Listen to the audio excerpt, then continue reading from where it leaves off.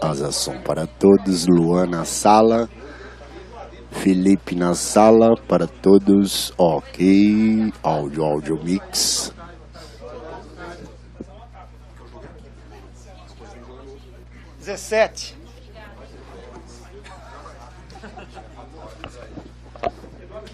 Eduardo?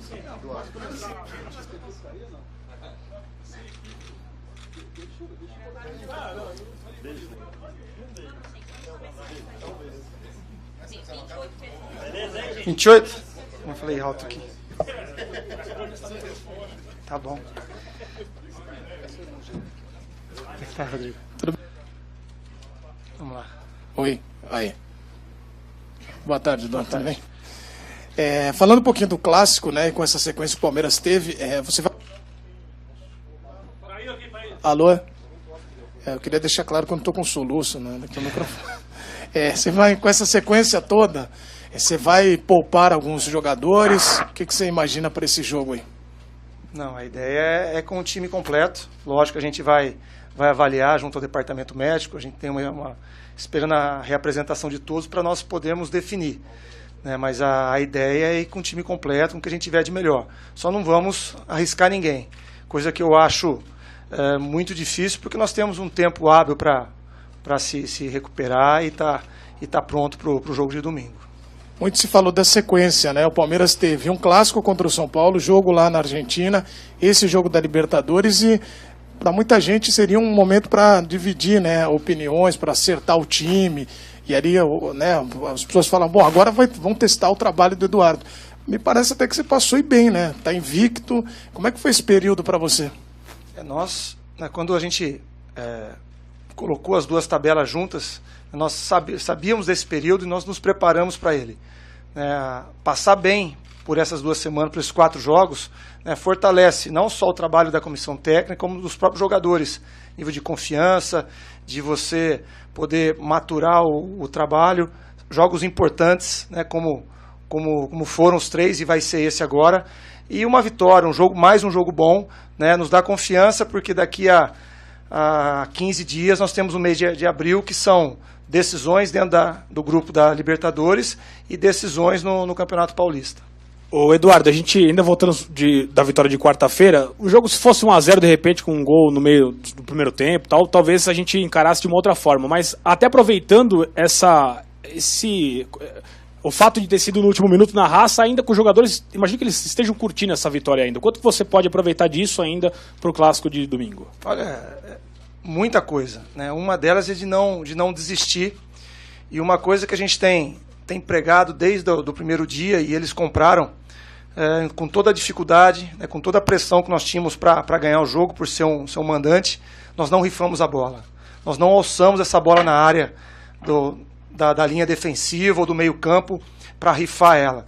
Eles entenderam, estão entendendo todo o trabalho, e essa bola ela foi trabalhada no chão, né, desde o Fernando Praz até a chegada no gol. Houve erros de passe, alguns erros de movimentação, que é normal, a equipe do Wilson se postou muito bem, mas a maturidade de não rifar essa bola, de não dar chutão, que era tudo que o Wilson queria com 3 zagueiros, um time bom, né, principalmente com o Alex como defensor, era tudo que eles queriam. Então essa maturidade que nós tivemos, de mesmo pressionado, de mesmo o relógio passando, de mesmo com chance, e nós não convertendo, né, eles tentaram jogar, tentaram com a bola no chão, né, buscamos algumas chances e foram premiados, né, com uma bola que nós rodamos ela, uma bola que na frente da área nós tocamos até achar o companheiro melhor posicionado para fazer o gol. Eduardo, tudo bem? Bem. Nos últimos anos, Santos e Palmeiras virou um confronto de muita rivalidade, muita provocação, teve a final da Copa do Brasil. Queria saber se o fato de ser na Vila Belmiro, torcida única, o Santos precisando do resultado para classificar no Paulista, você espera um clima assim de guerra mesmo nesse jogo? Não digo guerra, mas um clima onde o Santos precisa da vitória, como o Palmeiras também, né, faz parte do nosso plano, né, você fazer um jogo bom, você pontuar, garantir uma classificação, garantir estar entre os primeiros.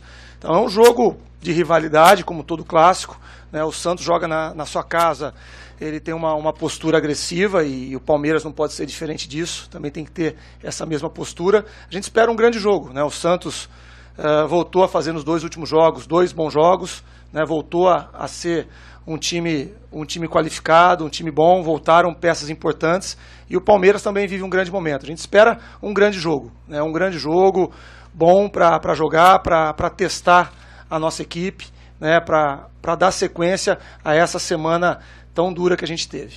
Você falou em testar a equipe, você pensa em mesclar ou é time de Libertadores lá no domingo? É colocar o de melhor. Lógico que nós vamos avaliar, né? Nós temos ainda até amanhã para esperar, mas nós temos tempo hábil para recuperar. A não ser que esteja presente alguém hoje, né, num nível que a gente não possa escalar, mas a ideia é que vá com o que a gente tiver de melhor mesmo.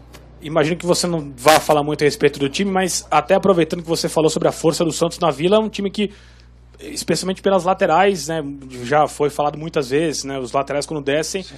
Então, a possibilidade de você, de repente, priorizar alguns jogadores de ataque que tem como característica uma boa marcação de lateral, ou não é bem por aí? Olha, é importante você marcar o Santos, né? Eu tive algumas vitórias ou alguns jogos bons que eu não perdi lá, e quando eu ganhei do Santos, eu joguei em Santos, né? Se você pensar em ir lá só para se defender, né, você fatalmente vai ter um placar adverso, porque o Santos ele te empurra para dentro, te sufoca, e o Santos próximo da entrada da nossa área, né, é um time muito perigoso, um time com bons definidores. Então, você tem que ter um sistema defensivo bem consolidado, você tem que marcá-los, tem que tentar neutralizar as principais peças, mas tem que ir lá para jogar, tem que ir lá para tentar agredir, para deixar o time deles o mais longe do nosso gol possível. Eduardo, nós acabamos de falar aí da rivalidade, né, dos últimos anos aí de Santos e Palmeiras. O quanto estatísticas e números te motivam o seu trabalho para uma partida como essa? Por exemplo, o Palmeiras não vence na Vila desde 2011, né? O quanto uma informação como essa é importante para preparar o time? Olha, acho que a informação que nós usamos, né, eu particularmente, é o dia a dia, né? Então, nós estamos vindo de 5 bons, né, depois da derrota que nós tivemos no primeiro clássico, né, nós estamos vindo num período de recuperação muito boa, de consolidação, né, de um sistema, né, ou de alguns sistemas que a gente tem tentado colocar, e isso é importante, né, você ganhar para você buscar uma consolidação no trabalho, uma confiança maior. Eu acho que isso é muito importante.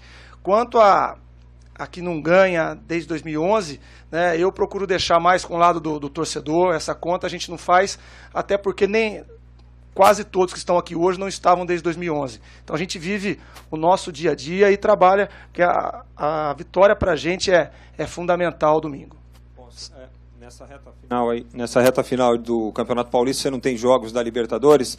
Eu queria saber se chegar ao final da fase de classificação em primeiro lugar no geral é um objetivo que você tem também. É um objetivo. Acho que o Palmeiras, né, com tudo que foi investido aqui dentro, com tudo que foi feito, o objetivo é ser sempre o primeiro lugar, né, tanto na fase de classificação como na fase de grupos da Libertadores. Esse é o nosso grande objetivo, e depois disso, lógico, a gente ir para as quartas, para a semi, para a final, com o objetivo de ser campeão. Mas foi traçado essa ideia de buscar o primeiro lugar, tanto no Paulista como na primeira fase da Libertadores. Eduardo, você está mais sossegado no comando técnico do Palmeiras? Passou um pouco aquela turbulência inicial pelos resultados? Eu já respondi essa pergunta dezenas de vezes, né?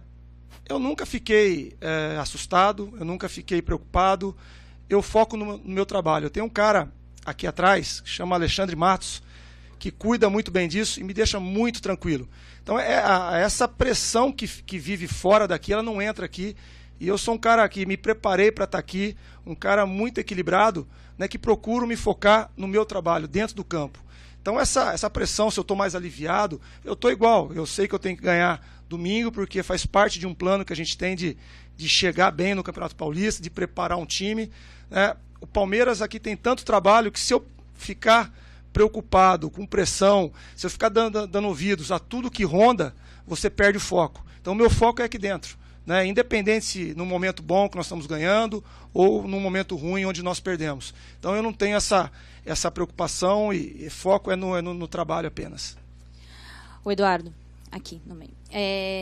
Muito se falou que esse time que jogou na quarta-feira da Libertadores é próximo do time ideal, né? Considerado a expectativa em relação às contratações, ao que você pensa em relação ao time. Só que você também já disse que você não quer ter essa certeza de um time titular, porque você é uma forma também de motivar os outros jogadores, mas também que você conta com esses outros jogadores.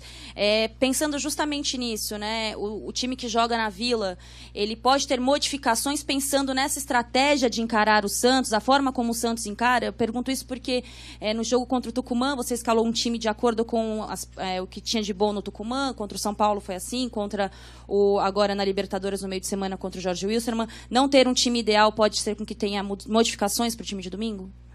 Muito boa a sua pergunta. É exatamente isso. Eu não posso falar que o time que jogou a Libertadores é o ideal, né? Eu vou estar indo contra ao que eu venho falando para os atletas desde o dia que eu cheguei. A gente busca observar todos, olhar todos, trabalhar com todos e deixá-los cientes que no melhor momento ou numa melhor estratégia eles vão atuar. Lógico que nós não vamos ficar mexendo a equipe 4, 5 peças por jogo, né? Vocês estão observando que desde o início eu tenho uma espinha dorsal, né? A gente procurou manter uma espinha, né? O ataque, o meio, né? O setor defensivo, a gente mantém uma espinha para você ter equilíbrio. Mas eu nunca vou ter uma equipe ideal. Eu vou ter equipe que tem os jogadores nos seus melhores momentos, ou então, como você falou, para uma estratégia, né? O Keno vinha bem até o jogo do Wilstermann, né? Mas por estratégia eu usei o Michel, né? Por estratégia, não porque o Michel estava melhor que o Keno. Eu na minha leitura do jogo, antes do jogo, a minha leitura é que eu ia precisar mais da característica do Michel do que a do Keno. E assim nós vamos fazer em todos os jogos, né? Nunca eu vou chegar e mexer 4, 5 peças, né, que aí fica ruim, a não ser que a gente resolva adotar em alguma partida você mesclar, aí é uma outra conduta. Mas dentro de competições importantes, se eu for contar com todos que estão à disposição, a ideia é sempre você ter a estratégia e montar o time ideal para aquela estratégia. Essa é a ideia. E no meio de semana você falou sobre o Mina, né, sobre a importância do gol, o retorno dele, estreia na Libertadores. E na semana passada você também falou do Edu Dracena. Agora falando um pouco dos dois juntos, o que o time ganha com os dois jogando juntos? O Edu um pouco mais experiente, o Mina adquirindo experiência, mas um zagueiro que te dá até quase como um atacante em alguns momentos, né, quando o Palmeiras tem a bola parada. Eu acompanho o futebol, né, desde pequeno. E quando eu era menor, o 10, o meia, era o articulador dos times, né? Todo mundo tinha um 10, todo mundo queria ter um 10. Aí começaram a marcar o 10. Aí o armador, a armação começou a vir para o 5 e para o 8, né? Os volantes, né? E aí marcaram o 5 e o 8. E hoje, os grandes meias, os grandes articuladores do futebol mundial, né, são os zagueiros. Então, eu ganho com o Edu e com o Mina. Lógico que a experiência que você colocou é importantíssima, esse equilíbrio, um cara de 35 anos, né, que vive um grande momento físico e técnico, que é o Dracena, com um jovem de 23 anos, né, com uma experiência enorme, né, e você une a juventude com a experiência e dá uma química muito boa. Mas, taticamente, eu ganho passe. Nós estamos produzindo um vídeo do jogo do Wilstermann, com as chances de gol que nós tivemos, e quase todas elas passou pelo pé dos dois. Então eu ganho do lado direito um passe com o Mina. O Mina, até por característica, ele, se derem espaço, ele é um condutor de bola, ele leva a bola quase que até a área adversária. O Edu já trabalha mais por trás, mas tem um passe vertical, né, muito bom, né, tem um time de fazer esse passe. E os nossos jogadores entenderam que se oferecerem no espaço entre os volantes adversários, essa bola vai entrar, porque os dois zagueiros fazem. Então acho que o grande momento, a grande sacada dos dois é essa armação que vem de trás. Eduardo, o mais importante dessa sequência que o Palmeiras teve, a estreia na Libertadores, daí a estreia em casa, o clássico, óbvio, os resultados importantíssimos, mas a construção, o começo da construção de um caráter para essa equipe, uma equipe com personalidade, ela identificou, comprou essa ideia de ser uma equipe aguerrida, brigadora, e esse é o ponto mais importante dessa sequência? Esse é o ponto mais importante para as competições que nós temos que disputar. Lógico, parte tática, técnica, como você falou, física, né, tudo é importante. Mas uma competição importante como a Libertadores, tem hora que você tem que deixar de lado. Né? A hora que a bola começa a não entrar, né, como ela não entrou no jogo, né, você tem que ir buscar, você tem que ir atrás. Né? E eu acho que a cena emblemática no nosso gol é o Mina fazendo o gol e o Dudu de joelhos agradecendo. Isso aí é do caramba, cara. Isso aí é os caras compraram e sabe que não pode desistir. É até o final, né? Você tem que ir buscar, mesmo você talvez o Dudu não fez não foi a melhor partida dele aqui, mas foi a partida talvez que ele mais brigou. Ele entendeu que talvez tecnicamente as coisas não aconteceram tão bem como aconteceram contra o São Paulo, mas ele brigou. Eu peguei para ver que eu tinha um lance na minha cabeça, o nosso gol. Ela sai de uma falta, começa com uma falta, o Dudu bate, a defesa tira, o Dudu pega a bola de volta, ele sofre uma falta, o juiz não dá, ele não desiste, ele vai atrás, ele rouba a bola, ele vem, ele sofre a falta de novo, sai a falta, ele bate na área, o cara tira, ele rouba a bola, vai na área, cruza, e aí começa a linha de passe até sair o gol. Quer dizer, ele não desistiu em nenhum momento, como todos os outros não desistiram. Então, essa identidade a gente tem que levar. Se a gente quiser ser campeão da Libertadores, ser campeão mundial, é esse o caráter que você falou, é isso que a gente busca. Qualidade técnica, tática, todo mundo tem. Tática nós vamos arrumar, nós estamos arrumando, estamos crescendo, criando variações. Mas esse caráter é fundamental para o ano que a gente tem. Edu, tudo bem? Bem. O Borja chegou talvez um pouquinho atrasado na parte física em relação aos demais jogadores, aí foi feita uma programação especial, entrou durante o segundo tempo, começou a ser titular. Queria, por favor, que você fizesse uma avaliação individual do momento do Borja com a camisa do Palmeiras, por favor. O Borja é um jogador que está se adaptando ao futebol brasileiro, é um jogador que, como Guerra, né, não está acostumado com essa loucura de jogos. Né? Lá na Colômbia você faz uma Libertadores e pega um adversário mais fraco. Né, você pode poupar o time, você pode tirar, e aí você se prepara para o próximo jogo. Aqui você faz um jogo contra o Tucumã na Argentina, e 48 horas você está enfrentando um São Paulo que você tem que ganhar, e 72 horas você enfrenta outra Libertadores, e mais 72 você enfrenta o Santos. Então, essa adaptação ao futebol brasileiro, que é só o futebol brasileiro que existe isso, né, essa loucura é só aqui. Né, então, ela demora um pouquinho. Fisicamente ele tem respondido. É um cara que vive de gols, né? O centroavante ele vive de gols. Participou de algumas chances importantes, né? Mas e não fez. A gente tem trabalhado para isso, né? E ele vai voltar a fazer porque não esquece, né? Mas o mais importante do que fazer é ele estar presente aonde ele está ali. Né? Lógico, não é mais importante perder o gol, mas é mais importante ele estar. E nós estamos conseguindo fazer essa bola chegar para ele. É dar tranquilidade, trabalhar. Enquanto ele não está numa condição física 100%, né, ele estando presente ali, a gente fazendo essa bola chegar e ele botando para dentro, ele vai nos ajudar, como ele tem nos ajudado no Campeonato Paulista. Né, a bola dele vai continuar entrando, porque é um jogador de muita qualidade e está se adaptando ao futebol brasileiro. Eduardo aqui, boa tarde. Boa tarde. Ontem o presidente Maurício Gagliotti participou de um programa, não sei se você acompanhou, um programa esportivo do Esporte Interativo. Não, imagina. Não deu tempo de... E ele acabou dizendo uma coisa muito legal, difícil até de ser escutada no futebol brasileiro, que é a questão da manutenção do técnico. Ele acabou dizendo que você fica até o final do seu contrato. O quanto é importante para você receber esse tipo de comentário do presidente do clube? Olha, desde quando eu cheguei, quando eu pisei aqui no centro de treinamento, né, o Maurício sempre deu apoio incondicional, blinda o trabalho no geral, não eu, mas o trabalho no geral, né, muito bem, respaldado com a ajuda do Alexandre.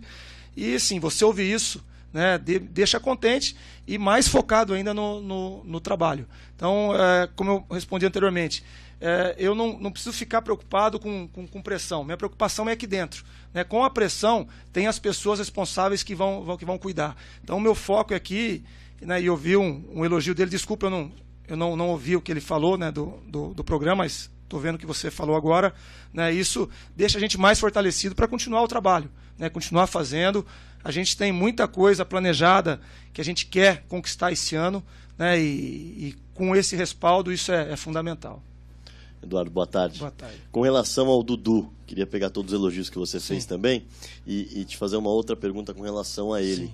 É um jogador que, além da questão tática, da questão de habilidade, da liderança como capitão, ele tem uma história de superação diante do Santos, né? Contra o Santos ele chegou a pegar uma suspensão por conta de um nervoso que ele teve, empurrou o juiz, e dali para frente ele começou uma história de superação até marcar 2 gols em uma final de Copa do Brasil que levaram a decisão para os pênaltis e o time foi campeão. Passa a ser um fator importante também essa questão lúdica, e o Douglas Costa acabou se machucando na seleção brasileira, o Baier já falou que ele não deve vir para os jogos.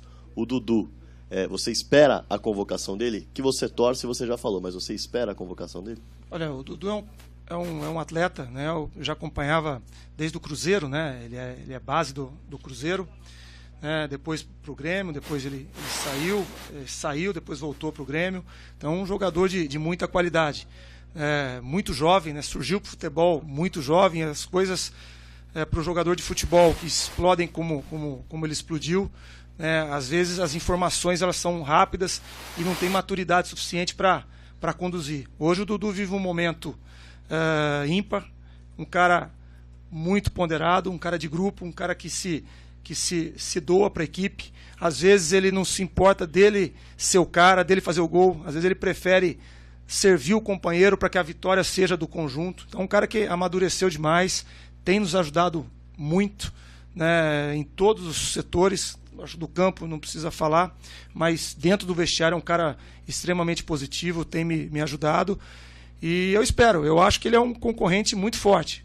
O Brasil, a posição onde ele atua, né, nós temos muita gente boa, mas eu vejo a seleção brasileira, principalmente com jogos de eliminatórias, você tem que ter aqueles caras que vivem um momento bom, né? Você tem que ter, porque são 10 dias de treinamento, uma semana de treinamento, jogo e jogo.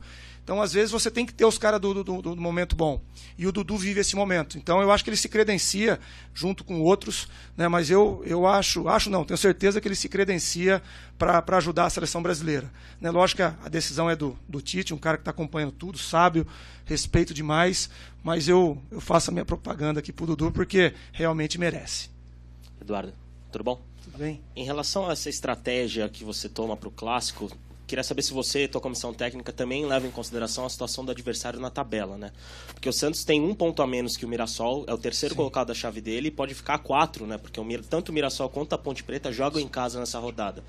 E seria interessante para o Palmeiras eliminar um possível concorrente ao título, porque o Santos sempre entra para brigar pelo título, já nessa primeira fase, com uma vitória na Vila Belmiro? Olha, sinceramente, não sei se é falha minha, eu não sei a classificação do Santos. São grupos separados e nós vamos se enfrentar mais lá na frente. A preocupação nossa é em um Palmeiras ganhar para buscar o primeiro lugar geral da chave, né, que a gente já encaminhou bem, mas a gente buscar. Então não tem essa preocupação de quem eu vou enfrentar. Se a gente tem o desejo, né, o objetivo de ser campeão, né, enfrentar o Santos, São Paulo, Corinthians, Novo Horizontino, seja quem vier, né, a gente tem que ganhar o jogo por tudo que nós falamos aqui já, né, e para ganhar força e entrar bem numa fase final mês que vem. E mudando um pouco de assunto, ontem a seleção brasileira sub-17 classificou para o Mundial da categoria, venceu de 3-0 a Colômbia, e o Alan, que é meia daqui do Palmeiras, teve uma grande atuação. Queria saber se você tem acompanhado a evolução dele na competição e como que tem funcionado nesse teu início aqui de trabalho no Palmeiras essa conversa com as categorias de base. Fico feliz, né, porque foi um atleta que eu já via jogar pela TV, acompanhei ao vivo pela primeira vez no meu primeiro dia de Palmeiras, lá em Araraquara. É um atleta muito jovem, que jogou na época, eu não lembro, acho que o adversário foi a Ferroviária, que eu fui assistir o primeiro jogo, né, com atletas de 19 anos, com data limite, e ele com 16 anos, né, e ele mostrou uma maturidade muito boa, depois acompanhando o restante da Taça São Paulo, né, e fez uma competição boa. E ontem, decisivo, é um jogador decisivo, jovem ainda, né, mas a gente tem acompanhado como Vitão, capitão importante, né, foi o zagueiro que ele jogou como terceiro zagueiro lá em Araraquara e mostrou muita, embora jovem também, fez 17 anos agora, recentemente, é um menino que mostra muito talento, né, e já ser capitão pela seleção brasileira é importante estar relacionado com a gente. Quanto à base, a gente tem trabalhado muito nisso, né? Vocês veem sempre um rodízio de atletas, de meninos que passam tempo com a gente tem dado atenção, tem trazido, tem observado. Eu, infelizmente, não tenho tempo, às vezes, para ir acompanhar o jogo em loco, mas os auxiliares têm ido, trazido feedback, né? Eu acho que é importante, eu acho que um dos caminhos do futebol, e o Palmeiras, com toda essa potência que é hoje, tanto financeira como estruturalmente falando, né, tem que revelar jogadores. Nós temos que colocar jogadores, né, da base para jogar. Infelizmente, até é um desabafo aqui, infelizmente, a gente não pode colocar jogadores da base no Campeonato Paulista. Só 28. Acho que você poderia, com esse regulamento, não criticando a federação, mas teria que ser revisto, já que a gente precisa revelar jogadores. Nós não podemos, dentro do Campeonato Paulista, ficar podados de colocar esses jogadores para jogar. Hoje eu tenho 2 atletas treinando com a gente que poderiam perfeitamente, a semana que vem, atuar em algum jogo, ou iniciando, ou entrando, né? E, infelizmente, você não pode observar. E aí você é obrigado a colocar esses atletas no Campeonato Brasileiro, difícil, numa Libertadores, difícil, né? Então, precisa ser revisto, né? Então, é um trabalho que a gente tem, infelizmente, né, eu não posso utilizá-los numa competição oficial. Eduardo, você falando desse estilo de jogo diferente do Palmeiras, dependendo da ocasião, Sim. se for comparar os 2 jogos na Libertadores, foram 2 caras diferentes, né? Sim. Contra o Tucumã, você colocou 2 meio-campistas que marcavam um pouco mais pela questão da pressão que você imaginava, e você vai para um jogo que também é um adversário que pressiona muito jogando em casa. É uma possibilidade de você voltar a usar um time talvez um pouco mais, uma solidez um pouco mais forte de marcação no meio-campo, mais ou menos lembrando o que você fez contra o Tucumã, até pela força que o Santos tem na Vila? Não, são 2 adversários difíceis. O Tucumã a gente usou mais um volante, como foi o caso do Thiago, porque eu ia sofrer um ataque aéreo muito grande, né? E eles brigavam muito por essa segunda bola. Então é diferente do Santos. O Santos vem com a bola no chão. Eu acho que você precisa marcar, mas é uma marcação zonal, né? Você não pode querer marcar o Lucas Lima individual, né? Ele vai te levar para o canto lá e vai tirar um jogador seu de combate. Nós temos que ter um posicionamento, nós temos que ter uma leitura, independente se o jogador é um volante, um meia ou um atacante, né? Ele tem que fechar as linhas de passe, né, onde o Santos é muito forte, principalmente com o Renato, né, fazendo essa bola chegar para o Lucas, pro Vitor, né, para o Ricardo, que se movimenta muito bem. Então é um jogo diferente, onde, né, eu não preciso de força de marcação, eu preciso de marcação. Boa tarde, Eduardo. Boa tarde. Você até comentou na tabela do Palmeiras, acho que matematicamente 1 ou 2 pontos aí já garante, inclusive, eu acho que o primeiro lugar da chave do Palmeiras.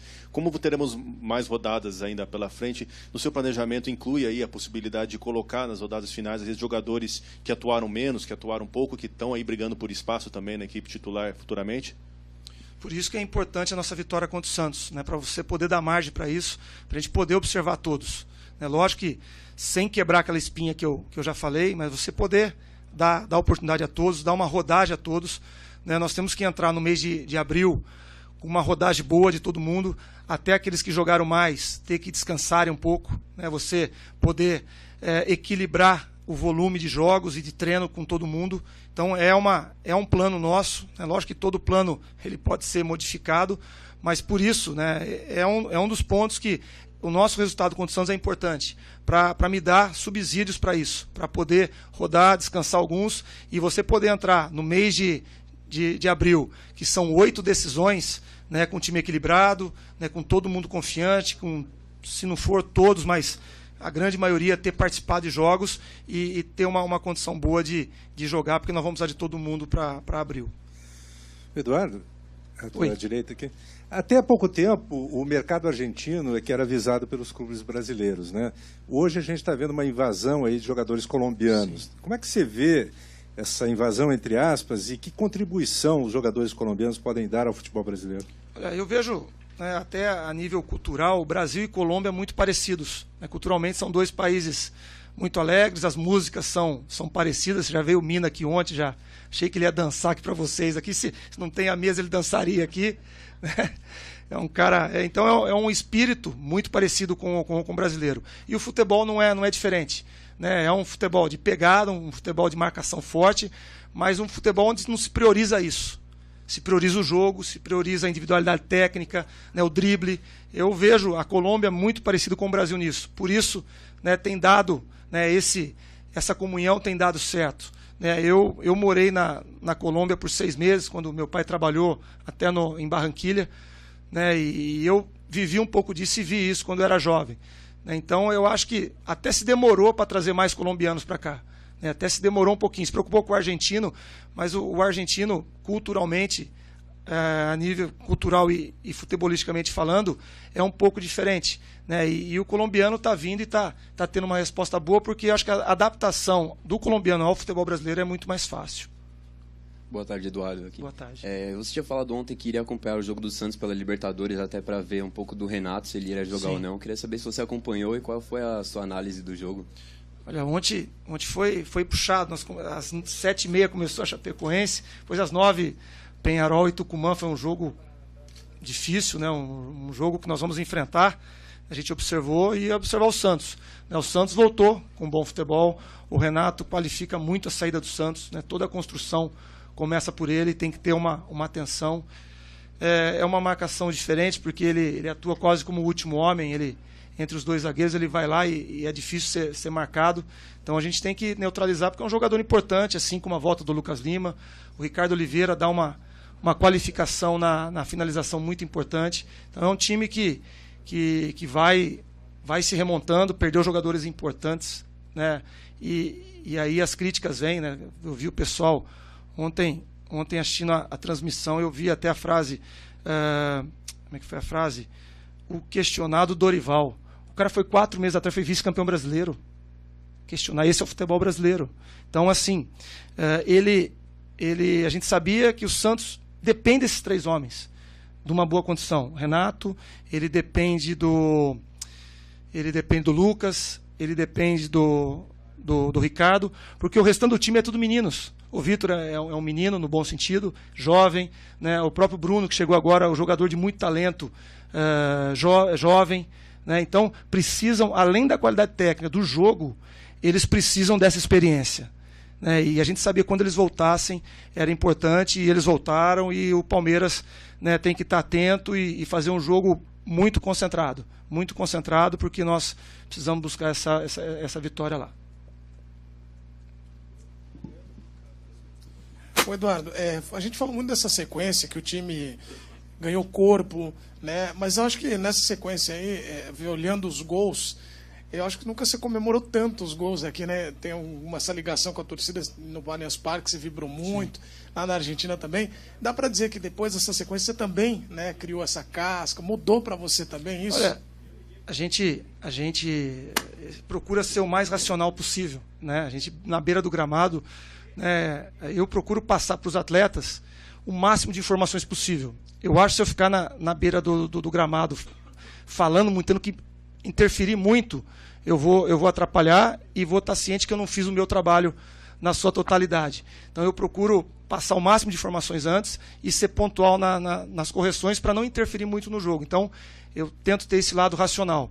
Mas quando você tem 40 mil pessoas nas suas costas, que num jogo difícil, né, a torcida, por ser torcedor e em qualquer local do mundo, poderia ficar impaciente, e eles entenderam o que o time estava buscando, né? Viram que os jogadores estavam buscando, em nenhum momento baixou a guarda e empurrou o time, né? É a hora que sai o gol, aí não tem jeito, aí esse lado racional ele vai para as cucuia aí, e depois o duro é você voltar, né? Ainda bem que o jogo acabou rápido, ainda bem que dali, depois do gol, não teve mais jogo, e bom, mas eu acho que eu estou no comando de um time que hoje é o time que mais deu renda, né? Não sei, maior número de público, né? Então a gente tenta segurar esse lado racional, mas não tem como não sentir essa vibração. Então a hora que sai o gol é o momento que você pode relaxar aquele 1 minutinho, né? Para poder depois tentar voltar a ser racional de novo para continuar o trabalho. Valeu?